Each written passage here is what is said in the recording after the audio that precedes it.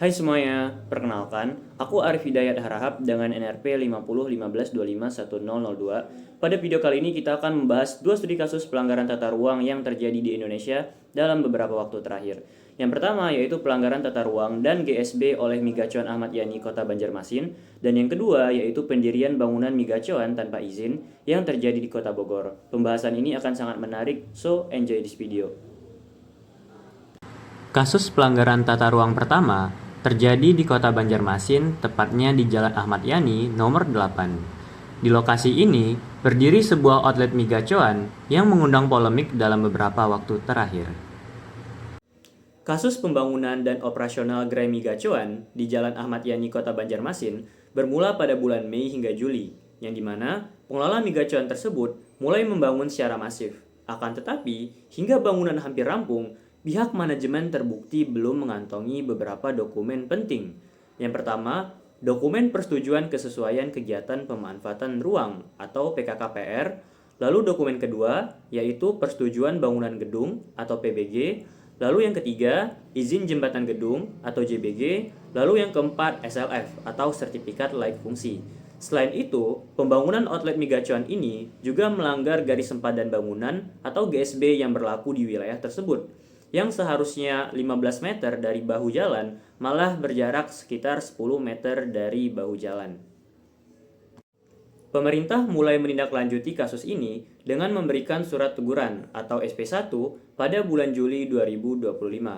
Akan tetapi, pengerjaan di lapangan dilaporkan tetap berjalan untuk mengejar target operasional.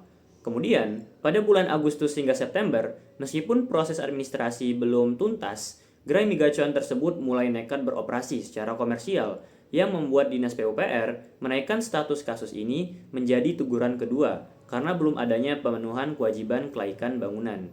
Hingga pada bulan November 2025, karena tenggat waktu perbaikan sudah dilewati, maka Dinas PUPR memberikan surat peringatan ketiga atau SP ketiga dan memberikan kasus ini kewenangannya secara resmi ke Satuan Pamong Praja atau Satpol PP Kota Banjarmasin untuk ditindaklanjuti dalam ranah hukum. Dalam kasus ini, peraturan perundang-undangan yang dilanggar meliputi Undang-Undang Nomor 6 Tahun 2023 Cipta Kerja yang menjelaskan tentang perizinan persetujuan kesesuaian kegiatan pemanfaatan ruang atau PKKPR dan pengubahan istilah IMB atau izin mendirikan bangunan menjadi PBG atau persetujuan bangunan gedung. Kemudian Peraturan Pemerintah Nomor 16 Tahun 2021 tentang Peraturan Pelaksanaan Undang-Undang Bangunan Gedung. Dan yang terakhir yaitu RDTR atau Rencana Detail Tata Ruang Kota Banjarmasin, terutama pada poin aturan mengenai GSB atau garis sempadan bangunan. Solusi dari permasalahan kasus pelanggaran tata ruang ini telah dilakukan oleh kedua pihak. Berdasarkan berita terbaru dari dutatv.com, setelah diterbitkan SP3, pihak pemilik outlet gacoan telah membongkar dengan sendirinya bagian bangunan yang tidak sesuai dengan garis sempadan bangunan. Selain itu, perihal izin seperti PKKPR, PBG, dan lainnya telah dimiliki oleh outlet mie gacoan tersebut.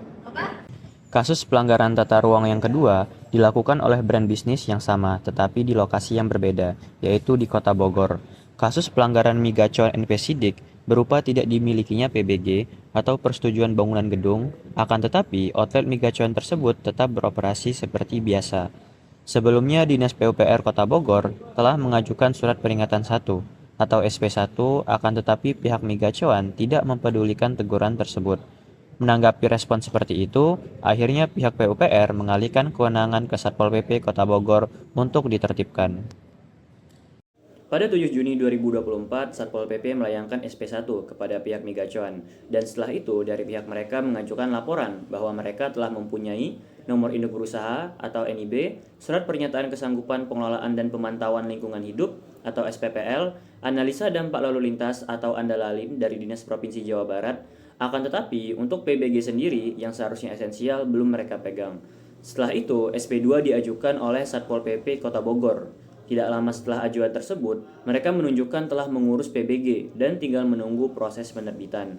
Mendengar pengakuan ini, Satpol PP Kota Bogor tidak dapat mengeluarkan SP3 dan penyegelan outlet karena outlet telah memenuhi syarat walaupun PBG belum terbit.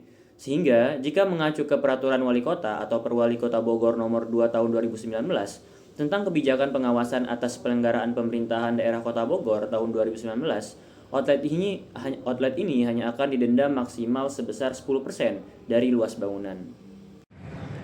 Peraturan yang dilanggar oleh kasus ini meliputi Undang-Undang Nomor 6 Tahun 2023, Peraturan Daerah Kota Bogor Nomor 2 Tahun 2019 tentang bangunan gedung dan izin mendirikan bangunan, dan Peraturan Pemerintah Nomor 16 Tahun 2021 tentang Peraturan Pelaksanaan Undang-Undang Nomor 28 Tahun 2002 tentang bangunan gedung. Bisa disimpulkan, Kota Bogor sudah mempunyai peraturan daerahnya sendiri, walaupun secara nomenklatur belum mengacu pada Undang-Undang Cipta Kerja tahun 2023. Solusi penyelesaian dari masalah ini dari pihak outlet mie gacoan telah mengurus PBG dan membayar denda yang ditetapkan. Untuk saran ke depannya, pemerintah Kota Bogor dapat segera mengkaji ulang Peraturan Daerah Kota Bogor Nomor 2 Tahun 2019 yang belum mengacu ke Undang-Undang Cipta Kerja, serta mempertegas sanksi jika ada pelanggaran pada pengajuan pendirian bangunan, sehingga kasus seperti ini tidak terjadi lagi. Terima kasih dan see you!